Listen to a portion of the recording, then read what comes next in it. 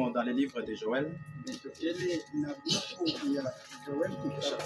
chapitre 2. Nous prenons les versets 23. Ensuite, on prendra le verset 28.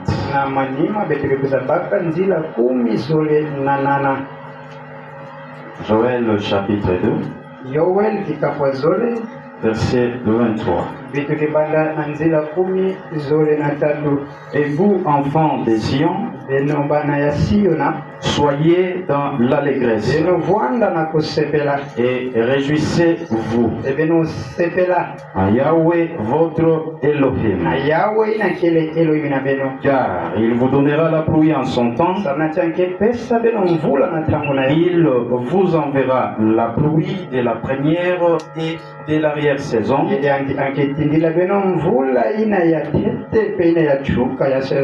comme autrefois. Le zère se rempliront de bleu et les cuves regorgeront de mou et d'huile.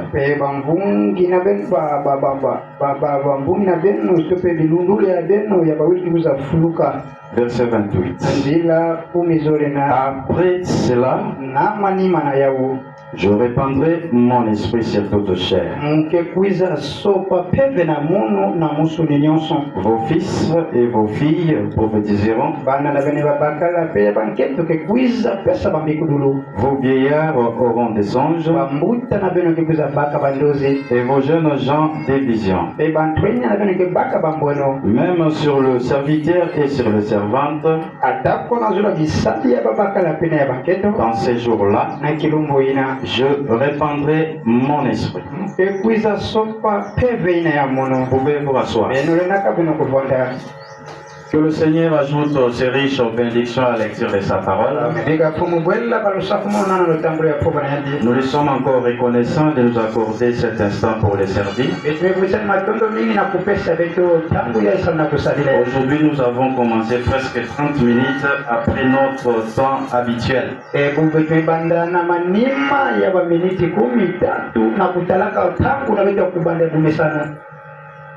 Et nous voyons aussi que le climat a changé. Nous espérons que le Seigneur nous sera favorable pour que nous terminions ce que nous avons comme programme.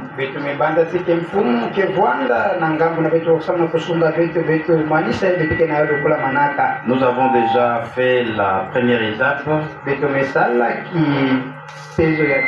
celle de lavage des pieds. C'est l'une des ordonnances que le Seigneur a données,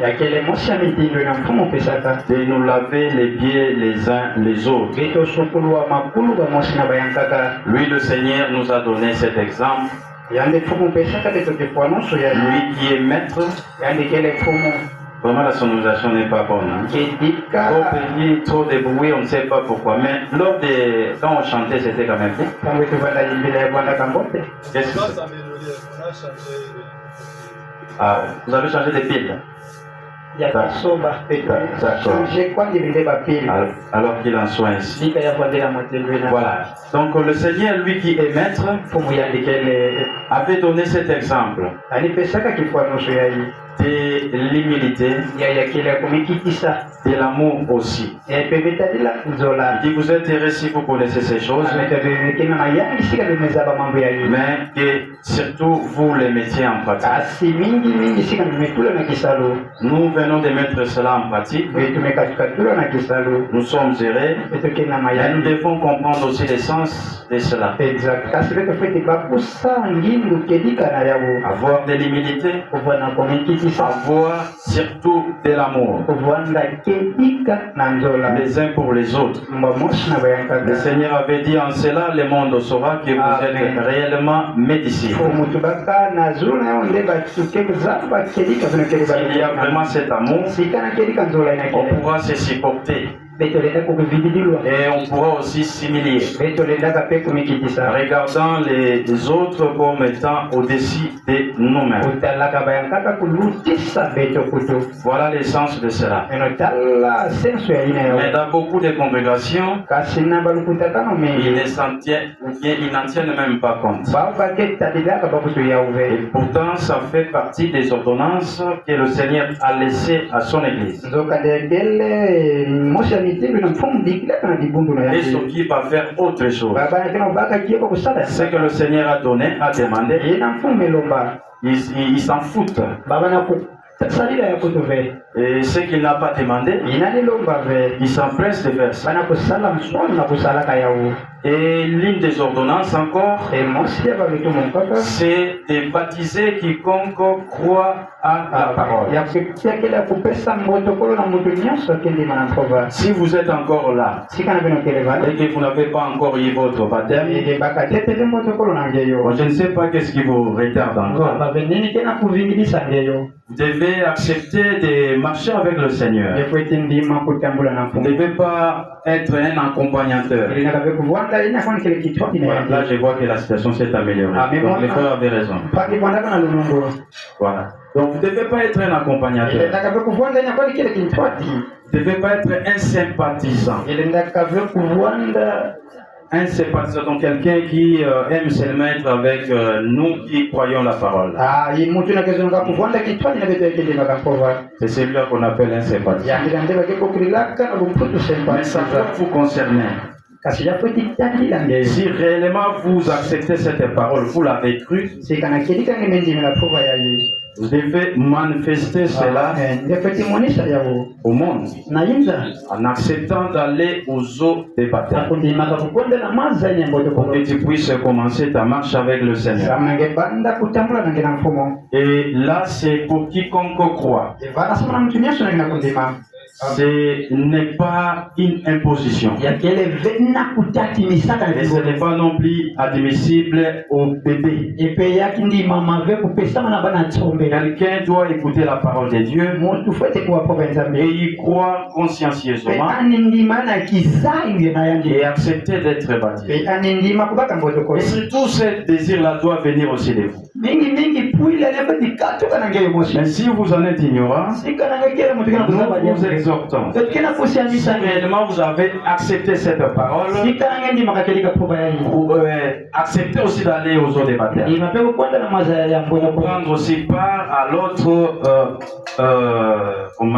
ordonnance. Celle de la Sainte Seine. C'est ce que nous allons aussi faire. Voilà, là c'est l'une ou la troisième ordonnance que le Seigneur a laissée. Alors, continuons avec notre enseignement pendant quelques minutes. La fois passée ou le vendredi, nous avons continué avec notre enseignement, mais en faisant un pas. Il y a les frères Prince qui étaient aussi contents de cela, parce que cela avait répondu à une foule de questions. Il m'a donné un témoignage qu'il avait suivi une émission de l'un de nous où il était intervenu.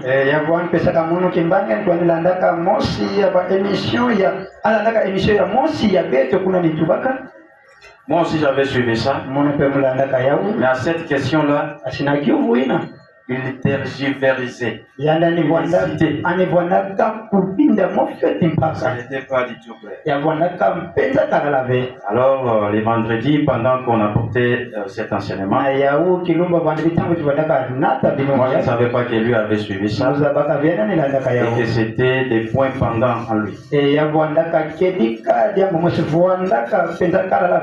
la réponse a été donnée et nous continuons sur la même lancée. C'est pour ça que nous vous avions dit, peut-être vous pouvez sous-estimer ce que vous écoutez ici.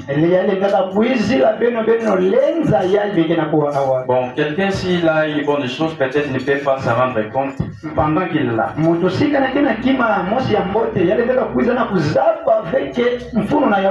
Un jour vous allez perdre ça. C'est à ce moment-là que vous allez vous rendre compte, ah, j'avais quand même quelque chose. Voilà. Alors, nous avons vu avec la poursuite de notre étude, dans ce grand thème, la parole parlée, la sémence originelle, que la sémence qui est sémée, malgré les obstacles qu'elle raconte ou qu'elle rencontre dans les différents terrains, finalement il y a un bon terrain, une bonne terre qui a été préparée dès avant la fondation du monde. Pour cette parole-là doit croître. La parole en question, c'est, ou la sémence en question, c'est la parole. Amen. Mes frères et sœurs, comme frère Branham l'a dit, je vais dire ça aussi rapidement. Il dit que la sémence, si vous mettez ça seulement comme ça, ça ne va pas croître. Ça ne va pas croître. Il faut que cela soit sémé. Quand vous gardez ça dans votre, comment on appelle ça, dans votre garde, comment on appelle ça? Voilà, dans votre grenier, les mots que j'ai cherchés. Merci. Ça ne va pas pousser là-bas. Ça ne va pas pousser là-bas. Il faut que cela soit semé. Mais dans nos cœurs, c'est nous-mêmes qui devons accepter que cela soit semé en nous. Cela doit quitter le livre ici, la vie. Nous sommes dans la parole parlée, la sémence originelle, à la page 19. Qu'est-ce qu'il dit là?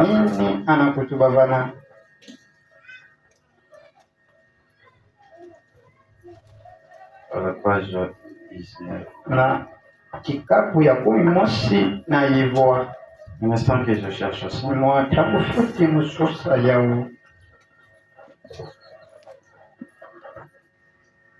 Mais pourquoi toi tu insistes trop sur la Bible? Il dit que la Bible ne doit pas être seulement, ou la parole ne doit pas rester dans la Bible. Mais cela doit quitter la Bible et être semé dans nos cœurs. Mais comment je ne vois plus ça? Mais la pensée dans laquelle c'est ce que je disais là. Pour un instant, si je peux retrouver ça. C'est ça l'inconvénient des versions virtuelles ici. Voilà, je viens de retrouver ça. Comme ça, je préfère souvent les versions en papier. Voilà, il dit ceci. Vous direz, à la page 19, c'est le 3e paragraphe. Pourquoi mettez-vous toujours la Bible en avant? Nous aussi, l'Église du Seigneur, nous mettons la Bible en avant. Nous ne sommes pas comme cette congrégation-là qui se joue de la Bible. Comme tous ces derniers temps, nous disons que cet homme-là d'Angélie. Mais c'est quelqu'un qui nie même la descente comme ça le retour du Seigneur.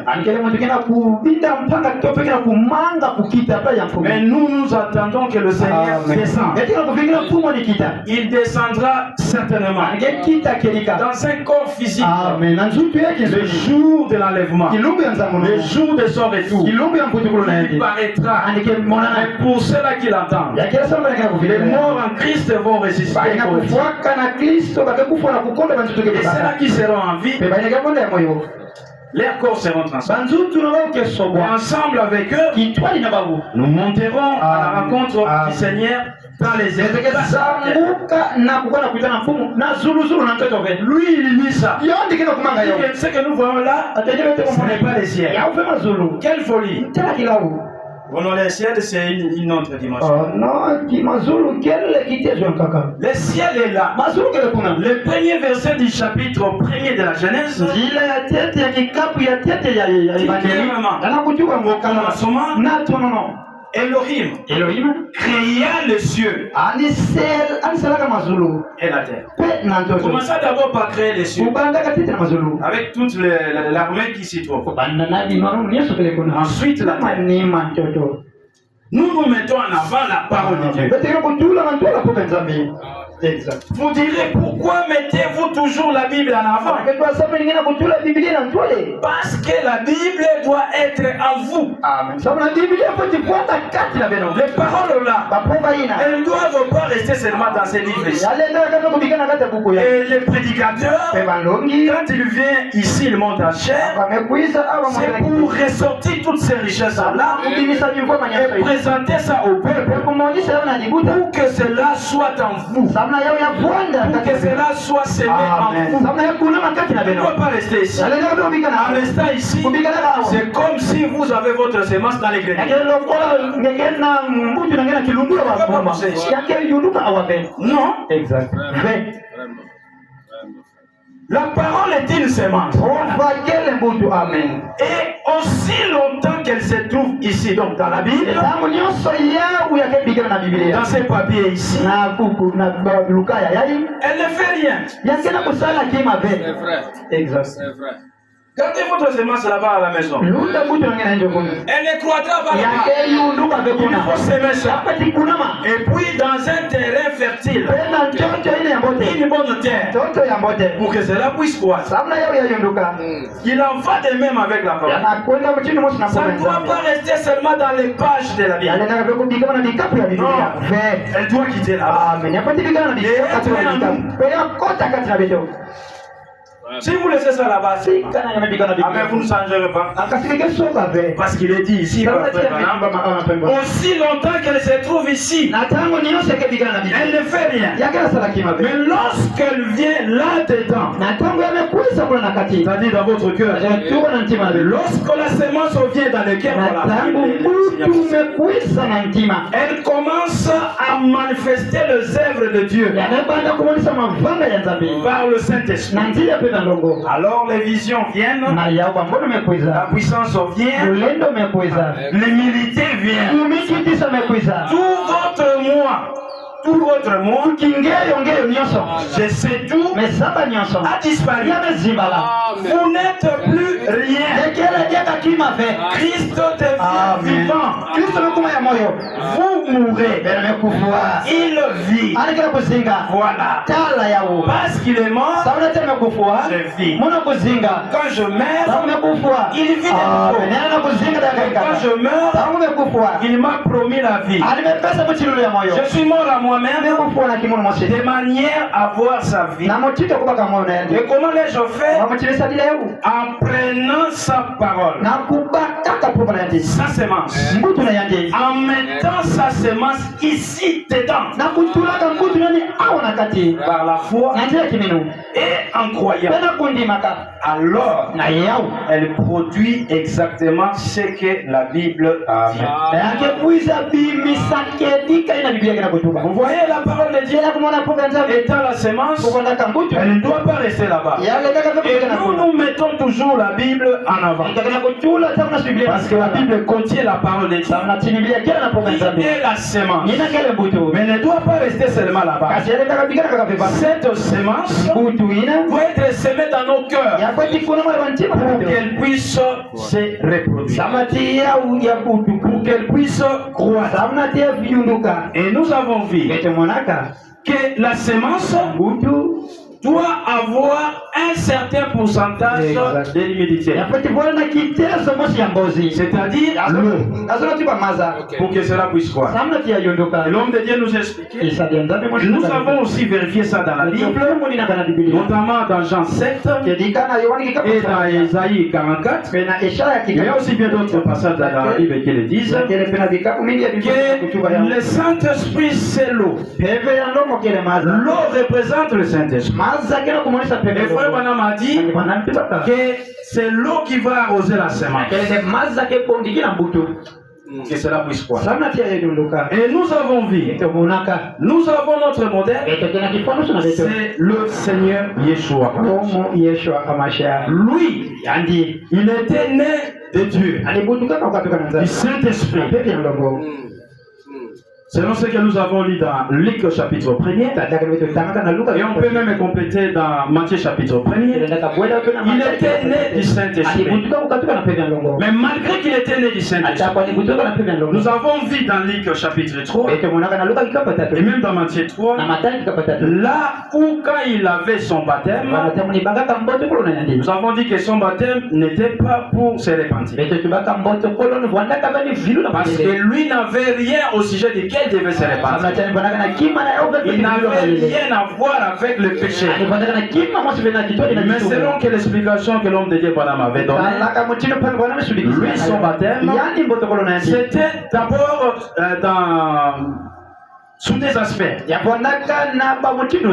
En tant que sacrifice, il devait être lavé avant d'être présenté. Et en tant que souverain sacrificateur, il devait aussi être lavé avant de rentrer dans ses fonctions sacerdotales. Voilà toute justice qu'il devait laisser accomplir. Et Jean, en comprenant cela, n'avait plus discuté ou n'avait plus débattu avec lui. Et au moment où il sortait de l'eau, après avoir eu ces baptêmes-là, le ciel s'ouvrit et le Saint-Esprit descendit sur lui sous forme corporelle d'une colombe. Ce n'était pas une colombe, c'était le Saint-Esprit descendit sur lui sous forme d'une colombe. C'est à ce moment-là que lui était revêtu de la puissance de Dieu. C'est à ce moment-là qu'il était né du Saint-Esprit. Il était baptisé du Saint-Esprit. Alors toujours dans cet ouvrage-là que je vous avais lu la fois passée, j'ai lu encore cet extrait ici où l'homme de Dieu Pierre Casse en avait aussi parlé. Dans cet ouvrage-là, les baptêmes du Saint-Esprit, et la conférence à Bruxelles sur le baptême du Saint-Esprit. Cette fois-ci à la page 2, troisième paragraphe. Il dit ceci: le Seigneur Yeshua était baptisé du Saint-Esprit le jour de son baptême. Malgré cela, il ne baptisait lui-même personne du Saint-Esprit jusqu'à sa mort et à sa résurrection. Il restait avec eux pendant 40 autres jours sans accorder les baptêmes à qui que ce soit, même pas à Pierre le pasteur ni à Jean son bien-aimé. Il le jugea bon jusque-là par la foi. Et ces gens-là ressusciteront pour l'enlèvement. C'est là qu'il ressortit encore cette promesse en l'appelant ce que je vous ai annoncé, la promesse du Père, le baptême du Saint-Esprit, le revêtement de la puissance d'en haut. Donc le Seigneur Yeshua était né du Saint-Esprit. Pour lui, ce n'était pas la nouvelle naissance. Pour lui, c'était seulement la naissance d'en haut. Mais les jours de son baptême par Jean-Baptiste, il était aussi baptisé du Saint-Esprit. Il était revêtu de la puissance d'en haut. D'après ce que nous avons lu aussi dans Actes chapitre 10. Alors, nous aussi, c'est le même modèle que nous suivons. Et même les apôtres, dans les premiers âges, c'était le même modèle qu'ils avaient suivi. Ils étaient d'abord nés d'en haut, mais pour eux, comme ils étaient différents du Seigneur Yeshua, comme nous autres, c'était une naissance nouvelle. Exact. Parce que la première naissance a été gaspillée, dérangée par l'hybridation. Alors, nous devrions naître une nouvelle fois. Mais cette nouvelle fois, on ne devait plus naître d'un homme, mais d'en haut, de Dieu, du Saint-Esprit. Et ils étaient nés ou engendrés de Dieu. D'après Jean chapitre 1er, mais à tous ceux qui l'ont reçu, il leur a donné le pouvoir. Or, les apôtres, les disciples, l'avaient bel et bien reçu. Il leur a donné le pouvoir de devenir enfants de Dieu, lesquels sont nés non de la volonté d'un homme, ni de la volonté de la chair, mais de Dieu. Donc, ils étaient nés de Dieu. Mais il leur donne la promesse. Dans Jean chapitre 14, il dit, si vous gardez ma parole, vous serez réellement mes disciples. Vous serez aimés de Dieu. Mon Père vous aimera. Nous viendrons chez vous et nous ferons notre domicile chez vous. Il leur dira, il vous est avantageux que chez Manan. Si je ne m'en vais pas, le consolateur ne viendra pas. Il leur donne cette promesse. Donc, avait reçu d'abord la parole. C'est la même chose avec nous. Nous aussi, nous recevons d'abord la parole. Et avait reçu d'abord la parole comme étant la sémence de Dieu pour qu'il soit engendré de nouveau par Dieu. Mais eux aussi devaient passer par la même expérience que le Seigneur Yeshua. Il devait aussi être baptisé de Saint-Esprit. Quoi qu'ils étaient déjà nés de Dieu, ils devaient passer par l'expérience d'être baptisés de Saint-Esprit. C'est ce que Frère Branham dit. Nous les lisons dans la parole parlée, toujours là. Et la sémence originale. Comme je vous l'avais dit, c'est un enseignement très profond. Nous balayons presque tous les sujets, presque la majorité des sujets.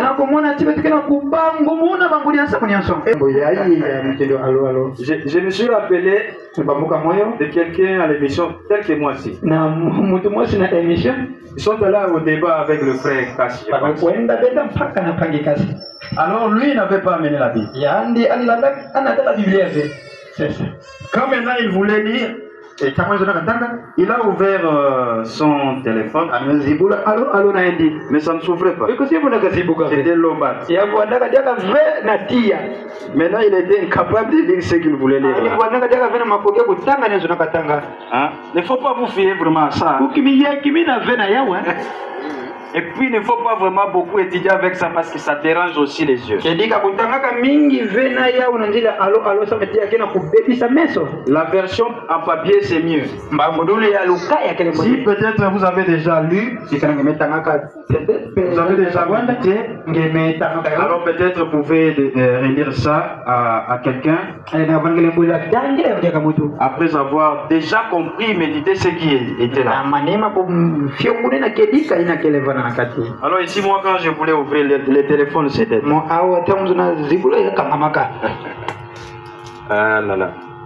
Voilà, je disais que nous sommes à la page 23.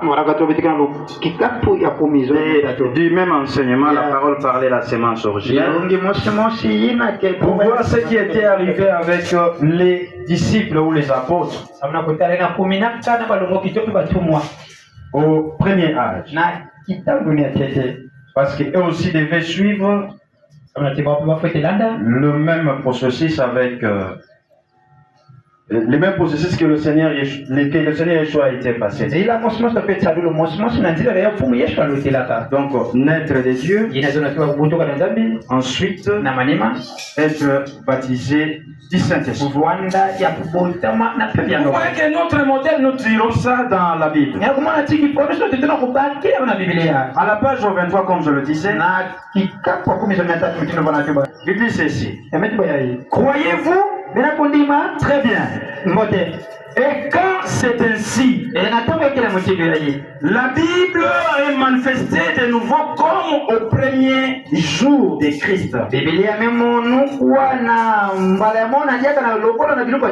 Vous voyez, car vous êtes innocemment prédestinés. Exactement. Comme au Christ. Christ aussi était prédestiné. Les enfants de Dieu aussi sont aussi prédestinés.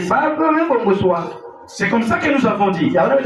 Même la bonne terre là était déjà prédestinée avant la fondation du monde.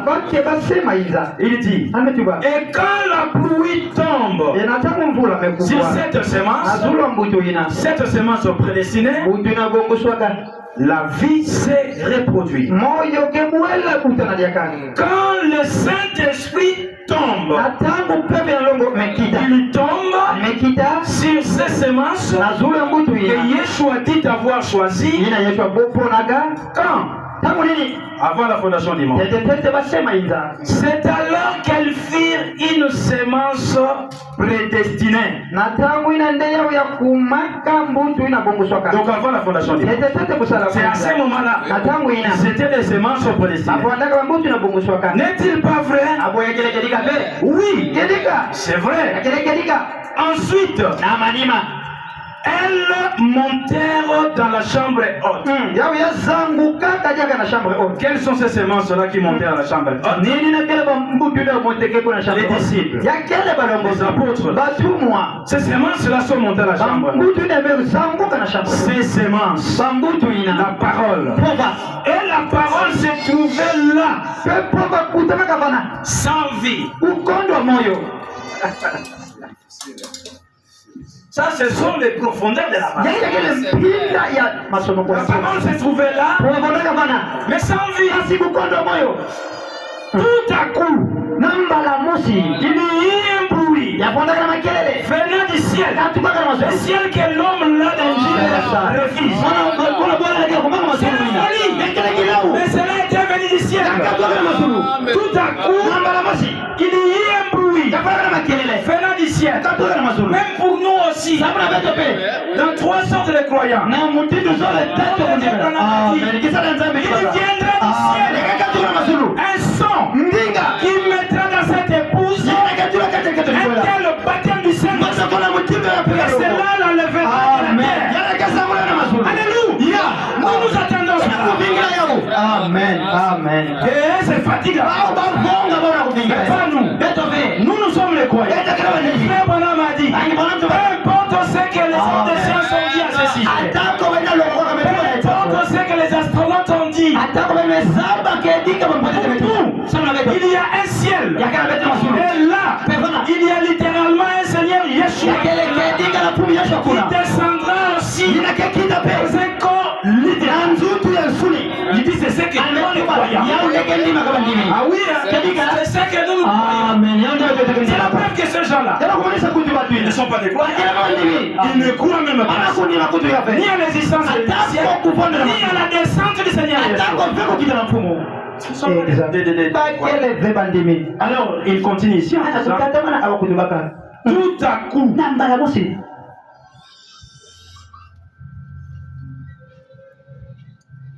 il y a un bruit venant du ciel. Et les eaux commençaient à couler à flot. C'était quelles eaux? Mais c'était les Saint-Esprit. Les eaux commencèrent à couler à flot. Cela remplit véritablement toute la maison dans laquelle ils étaient assis. Et les semences commencèrent à croître. Elles commencèrent à se manifester. La parole de Dieu étant manifestée. Mais qui peut douter de ça? Ça, c'est ce que nous pouvons lire dans la Bible. Et lui-même, l'apôtre Pierre aussi. Pendant qu'il y avait des gens qui étaient venus, parce que c'était à l'occasion d'une fête. Il y avait une fête de Pentecôte là, un type que le Seigneur accomplissait la réalité là. Mais ils ont dit, mais ces gens ici ne sont-ils pas ivres? Non, ils n'étaient pas ivres. L'apôtre Pierre explique. Il dit, ils ne sont pas ivres. Il est encore 9 heures. Nous sommes maintenant chez nous. Il y a encore 9 heures.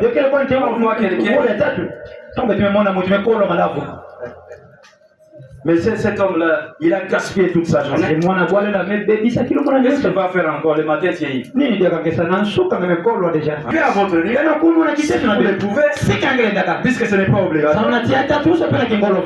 Il ne vous en livrez pas de. Il dit, c'est ici. C'est qu'a dit le prophète Joël. On peut lire ça, c'est accomplissement. Acte chapitre 2. Ouais, que nous ne sommes pas n'importe quelle communauté. Même si vous nous voyez ici dans la forme là négligeable, nous avons des richesses insondables. Avoir un tel enseignement, c'est nulle part ailleurs. Défiler dans les églises soi-disant de cette cité ici, je vous rassure, vous ne trouverez pas ça. Vous ne trouverez pas ça. C'est vrai. Qu'est-ce qu'il dit lui, l'apôtre Pierre? Ces gens-là disaient, au verset 13, mais d'autres se moquaient et disaient, ils sont pleins de vin doux. Les autres disent que non, le vin là dont on parle dans la Bible là, il n'y a que pour le sac à faire. D'autres personnes disent que le vin dont on parle, cela ne donne pas l'ivresse. C'est le vin doux. Mais si c'est comme ça que vous comprenez. Mais comment est-ce que ces gens-là ont dit qu'ils étaient ivres? C'est que ça a enivré. Alors Pierre se présenta avec les 11 éleva la voix et leur parla en ces termes. Oh juifs, et vous tous qui séjournez à Jérusalem, sachez ceci et prêtez l'oreille à mes paroles. Ces gens ne sont pas ivres, comme vous le supposez, car c'est la 3e heure du jour, donc 9 heures. Mais c'est ici. Voilà. C'est ça l'accomplissement. Qui a été dit par le prophète Yoël. C'est ça que nous venons de dire. Dans les derniers jours, dit Dieu, je répandrai de mon esprit. Le verbe utilisé ici, c'est répandre. Voilà. Hein, répandre, c'est comme ça. C'est comme ça que ça c'est typifié par la Chloé. Ah, mais c'est ça. C'est comme ça aussi que cela est appelé effusion du Saint-Esprit. Comme cela sera répandu du haut sur nous, c'est comme ça que nous serons baptisés du Saint-Esprit. C'est comme ça qu'ils ont été baptisés du Saint-Esprit.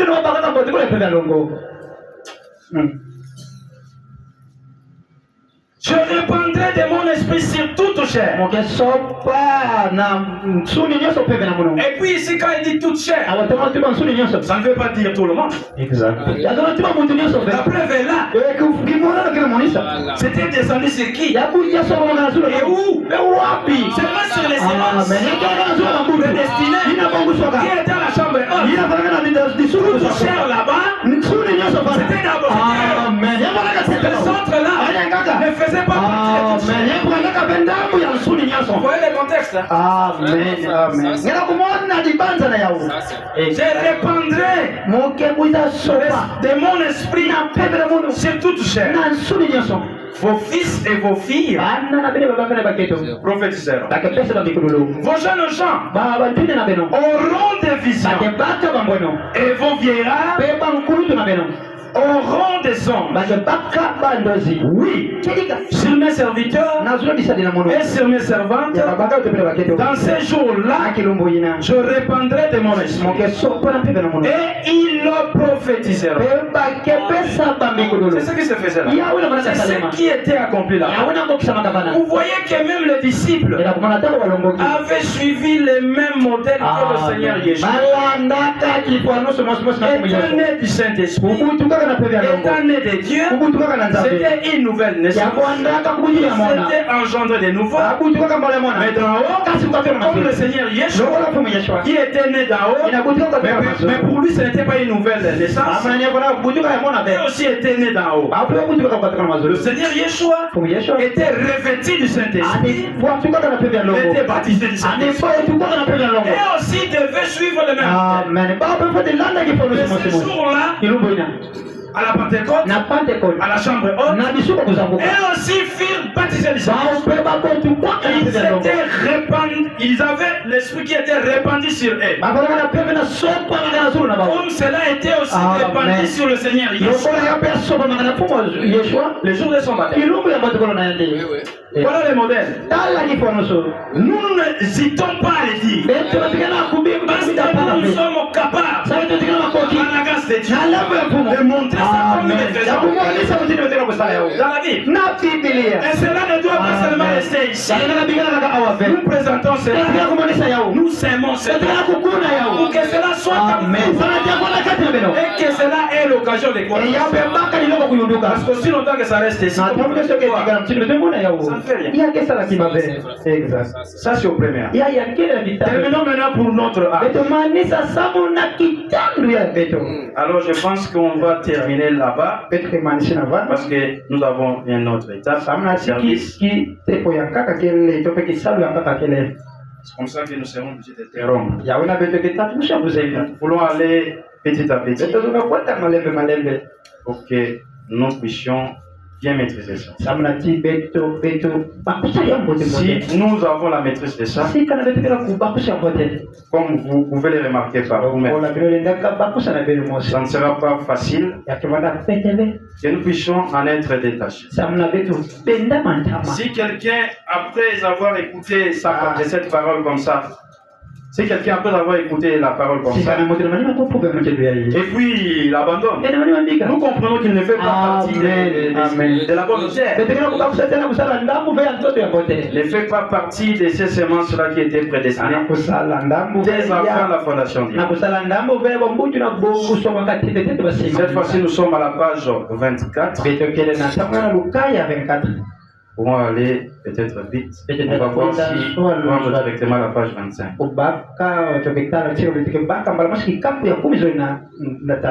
Qu'est-ce que l'homme de Dieu dit? Bon, je commence directement.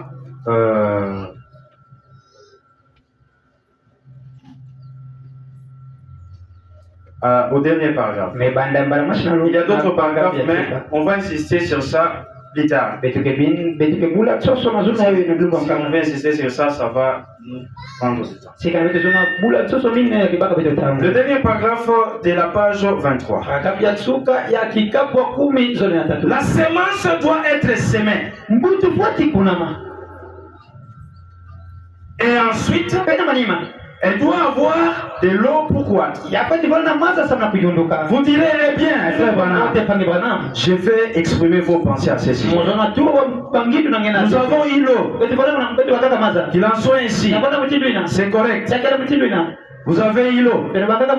Avez-vous déjà planté des choux, des semences ou quelque chose de semblable? Ils n'ont pas encore eu de l'eau. Ils n'ont pas encore été arrosés. On leur a juste donné un peu d'eau. Mais attendez maintenant. Qu'avons-nous eu dans ce temps de semences? Oui, le temps de semences. Lui, frère Branham pose la question. Qu'est-ce qu'on a? La pluie, vous direz. Frère Branham, quelle absurdité. Entendez une minute. Si vous prenez les mots premiers, dans Joël où nous venons de lire, et que vous regardez les mots hébreux correspondants, vous verrez que c'est le mot mourir, qui interprété signifie enseignement. Mourir pour ceux qui voudraient les noter. La pluie de l'enseignement est venue. La pluie de l'enseignement dénominationnel est venue. Oral Roberts et les frères du grand mouvement pentecôtiste en ont fait des millions.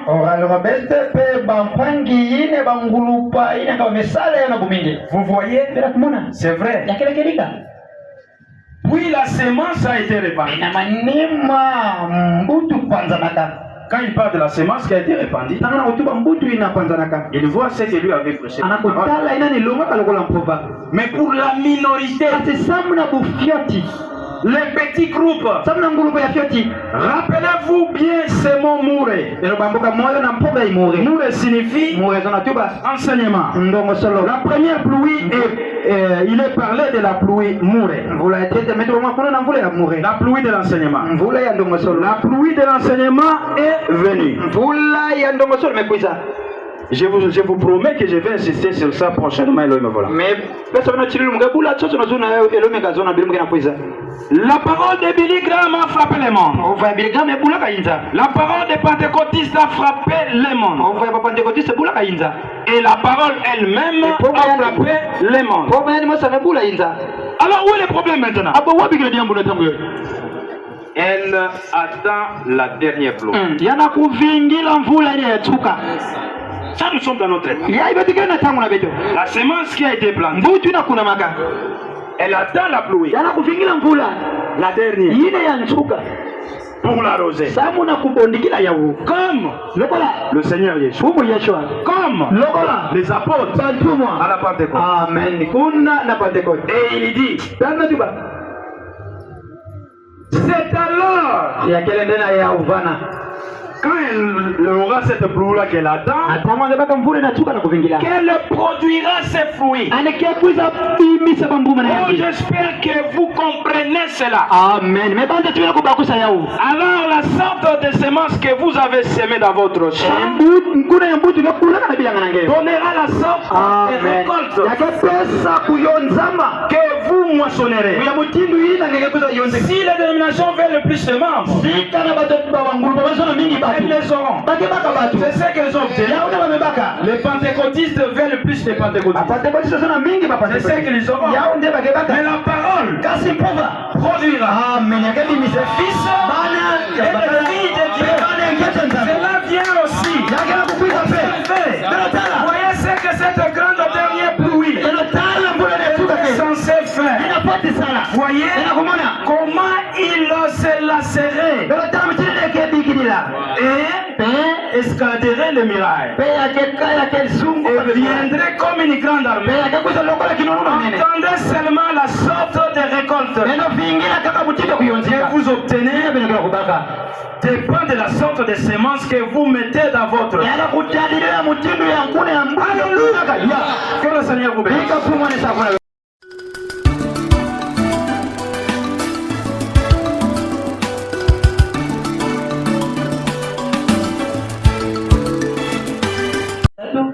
La Sainte Seine. Nous avions dit, je pense à la interprétation. Et celui qui n'est pas encore baptisé ici doit prendre. C'est mieux qu'il prenne la décision de prendre son baptême. Pour commencer, ça marche avec Elohim. Comme ça, il peut se manifester si quelqu'un est là, qui n'a pas encore eu son baptême. Et il a le désir de participer à la Sainte Seine avec nous. Son père lui donnait ça, mais tout en ayant cette promesse-là qu'il ira aux eaux des baptêmes. Il y a quelqu'un ici qui n'est pas encore baptisé. C'est notre frère. Que le Seigneur te bénisse. Et encore un autre frère. Que le Seigneur aussi te bénisse. J'espère qu'aujourd'hui, après l'équipe, il va vous donner le baptême. Ne demandons pas de l'argent. Il n'y a pas non plus de malheur. C'est pour votre bien. Donc, si vous n'avez pas encore, vous n'êtes pas encore lavé les pieds, je pense. Vous êtes aussi à deux. Vous serez encadré par les frères. Vous montrer comment on procède. Et vous prendrez aussi part avec nous. Prenant la Sainte Seine. Voilà. Vous pouvez vous rasseoir, que le Seigneur vous bénisse. Nous vous souhaitons la bienvenue dans les royaumes. Exact. Bienvenue aussi dans la famille. Voilà. Nous passons à... Pendant que nous restons des écritures ici, les frères peuvent déjà aller là-bas. Oui, pour se laver les pieds. Et nous continuons. Nous sommes dans Matthieu chapitre 26. Depuis le verset 26.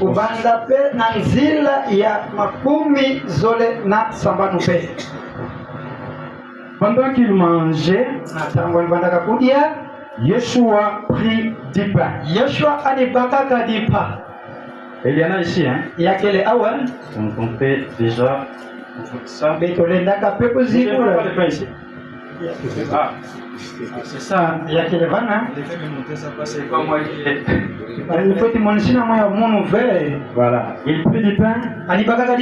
Et après avoir rendu grâce, nous également rendons grâce au Seigneur. Elohim, notre Père Céleste, Créateur des cieux et de la terre, et Tout-Puissant, nous venons à toi dans ta sainte présence, de remettre cette ordonnance que nous accomplissons en souvenir de la mort de ton Fils, le Seigneur Yeshua. Voici, nous prenons ce pain ici, qui représente son corps, et nous voulons le briser comme lui-même aussi l'avait fait aujourd'hui. Les frères peuvent venir m'aider, les frères Prince.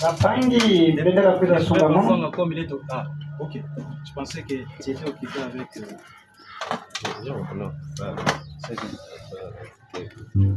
Ah, les frères est à la caméra et puis là-bas. Ah, tu peux jouer quelque chose là-bas.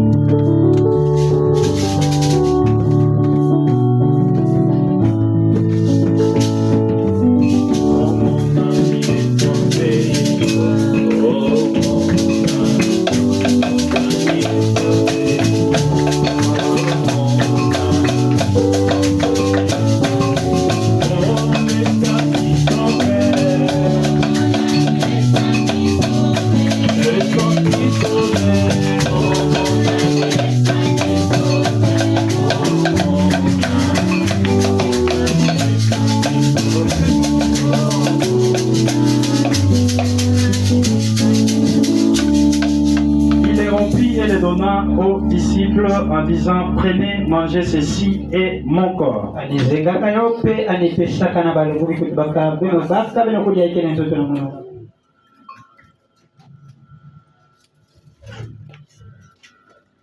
Faut pas faire un peu venir, hein.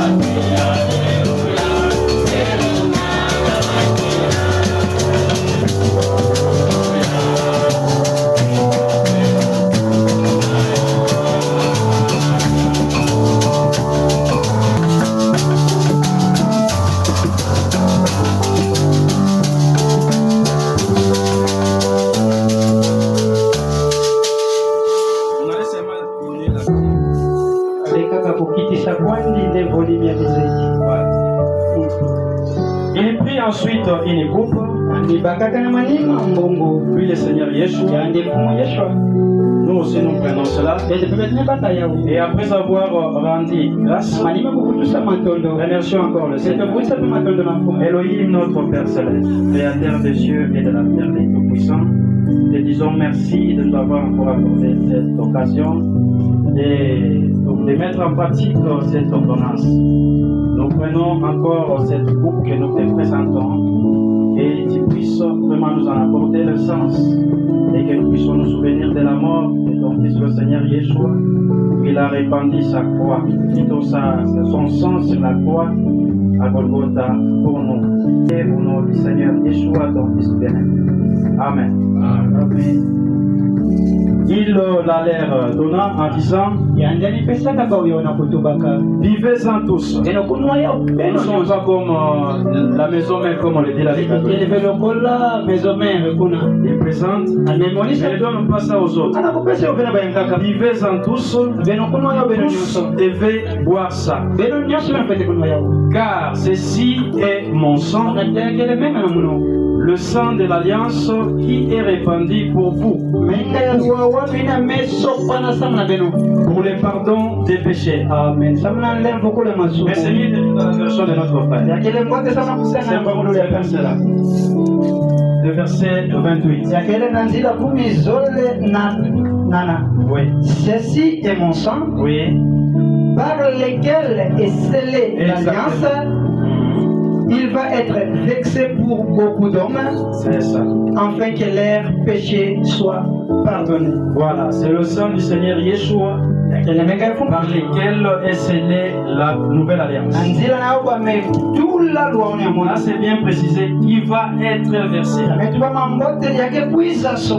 Parce qu'au moment où il faisait ça, il était encore vivant. Ce n'était pas encore répandu. Et cela allait être répandu ou versé. Et c'est pour le pardon des beaucoup.